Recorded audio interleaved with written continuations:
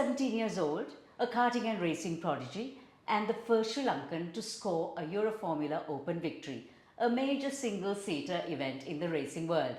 He secured a sensational victory at Monza and clinched multiple podium finishes, earned Sri Lanka's first ever pole position in the FIA Motorsport Games Formula 4 Cup, and we are very excited to have him on the show today. He's a familiar face on Kaleidoscope, of course, but given the speed with which he has risen to motorsports history in putting Sri Lanka on the map, we must find out more. Here's Yevan David. Yevan, congratulations on all your wins. What's keeping you busy these days? My season is starting in about a month, so around February and March I'll be heading back to Europe to start training again, and then we'll be racing in April. So Yevan, securing Sri Lanka's first pole position in the FIA Motorsport Games Formula 4 Cup, that's a significant milestone. How did you prepare for it, and what has changed after that win? Well, it was definitely an amazing milestone for me. It was the last race of the year of 2024 as well, so to end like that was amazing.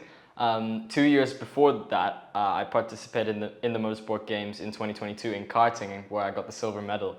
And now coming back in Formula 4 was already a surreal feeling because, you know, stepping up was just incredible.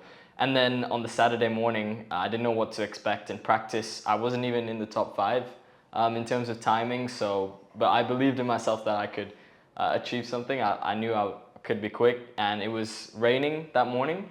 I achieved pole position, and after that, I definitely gained a lot of confidence, a lot more self-belief, and was super happy with that result. Your win at Monza, what was that like? The ups, the downs, the thrills, any stories behind that we don't know about? Yeah, definitely there's a few stories about that one. So going into that weekend, it was my first race in the Euroformula car, my first race at Monza as well, and it happened to be raining. In qualifying, I finished second, which was pretty good, and then in the first race, I took the lead and was ahead by like 5 seconds. But then as the conditions changed, as the pressures were changing, I started to lose a lot of speed. And then there was a massive battle towards the end of the race, but ended up winning anyway, so that was very good. And then I achieved another win the next day. So it was an incredible feeling because that was my first win in cars, and at Monza as well in a red car. I couldn't believe it, and you know, my whole family was there for that race as well. So it made it even more special, so I was very happy. No pressure. I mean, some could say it was pressure, but no, from my point of view, like when my family is there, it's just nice to have them there because I'm used to being away from them, so it was quite nice. So you know, you've always had your parents in the stands cheering for you, and that's been it. But now you have a whole team looking after you. So definitely in a different league. How does that feel? It's very different. Obviously, you have the team, like the engineers and the mechanics behind you. But not only that, I have my manager, my coach, my fitness coach all behind me. So this is a team that has like just started working with me from last year. So to have them behind me as well, I have their trust. It's an incredible feeling. Any key moments or decisions that were pivotal to this progression that you've achieved now? Last year, the first half of the year was quite difficult for me. Like I was going through a lot of self-doubt. I didn't know how to approach the races in a structured way, and I was trying to change my process before races, like mentally trying a different mindset each race, and I was getting the same result. And then I spoke to my parents, I think it was July, and we basically just said, all right, stick to one procedure, stick to one structure. I spoke to my manager and fitness coach as well, they said the same. And then just believe in yourself. So literally right after we had that talk, the next race I got my first podium in cars. So it shows that that talk was necessary. That talk with my parents and manager really helped. And then from then on, I just believed in myself more and got rid of the self-doubts from the second half of the season. And that's when things like Monza, the Motorsport Games started to happen. Have you always wanted to represent Sri Lanka? Absolutely. I started racing here in Sri Lanka, so this is my homeland. I've always wanted to represent it. So I'm sure there are pressures, there are expectations when you represent a country. How do you manage this? I see, you know, all the support and people coming and saying to me, take Sri Lanka to F1, we're all behind you. I only see that as support and fuel, you know, like it's honestly so nice to see all the support from the country. So it's just support for me. There's no pressure at all. So any particular race or even a competitor who has significantly changed or contributed to where you are today? Definitely last year, after I had that talk, the race that happened after that, where I got my first podium, because that weekend, it's a funny weekend because it was my first time ever driving that car, ever driving that track, and it was in the rain. But I was able to finish 7th in the points and get my first podium on the same weekend. So the fact that it happened on like the hardest circumstances, but it shows the potential I had. So that definitely is what shaped me to where I am now. It was only 6 months ago, but that was definitely a pivotal moment last year. Excuse the pun, but what is it that drives you?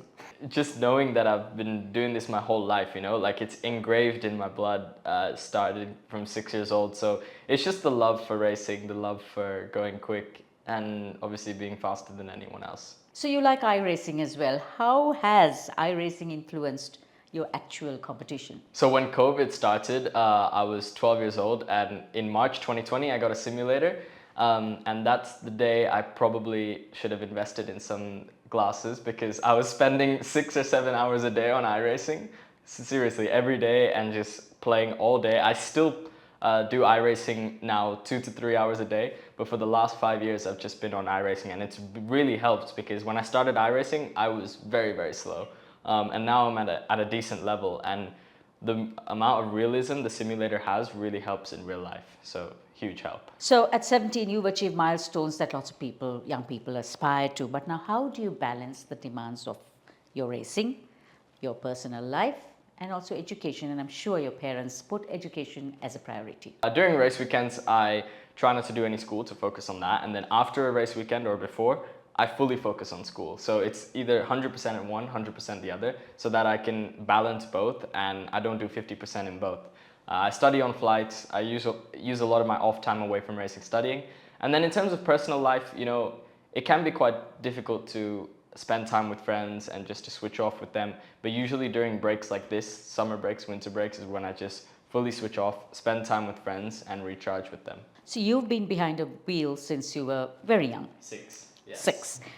What is it that gave you this thrill for speed? As a 6-year-old kid, obviously adrenaline was sky high as a kid. So starting racing and like driving my own car, something I could control, I loved it. And I was doing it every weekend in a row. So I was just having fun every weekend, and it was just fun. So the pure fun of racing is what carried through the start of my career, and still is. And that's what's fueling me. That's why I started. What are your aspirations when it comes to being in motorsports? How do you plan to build on what you have achieved right now? Definitely, it's to achieve as much as possible from my potential. My goal is to be in Formula One and achieve as much as possible there, to be the first Sri Lankan driver to do it. But along the way, obviously, in terms of my personal goals of myself, it's just to maximize my potential and reaching the goals I want to achieve. So Sri Lanka is not a motorsport destination. It is a sport that's considered expensive. And between that, the two don't sort of come together and warrant young people actually being nurtured into the sport. Do you think this will change? I think it will. You know, the motorsport community is growing huge in Sri Lanka. There's a few tracks now. There's a lot more people getting into racing. Almost everyone I know is watching Formula One now, which is not like that 7 or 8 years ago. So the community is growing. I think there's a potential for there to be more drivers overseas, more drivers trying to take the route to Formula One or race internationally. So definitely, I think we can see that in the future. So finally, what's next for you, education-wise and also motorsport-wise? What are your goals? What do you want to achieve? What have you put out there for yourself? In terms of education, I will be finishing my A-levels next year. So obviously full focus into that and achieving as much as I can. In terms of racing, this year I'll be racing at a European F3 level, which will be confirmed very soon. And my goal is obviously to win as many races as possible, to win as many championships as possible on the way to F1 and at F1. But that's the result of the process. So my main goal is to fully focus on the process, nailing qualifying, nailing laps, because that's what creates the result. And that's my main goal. Have you set yourself a timeline to get into F1? So the projected timeline, it's looking like F3 obviously next year, and then usually it should be F2 the year after, or 2 years of F2. So we're looking at F1 in possibly 2029 to 2030, so in 4 or 5 years. So I'm sure everyone's looking forward to it. So are we. Rooting for you. Well done, Yevan. Thank you very much. Did you know that Kaleidoscope is on YouTube, Facebook, Instagram, and LinkedIn? So don't forget to subscribe, follow, and like us for more.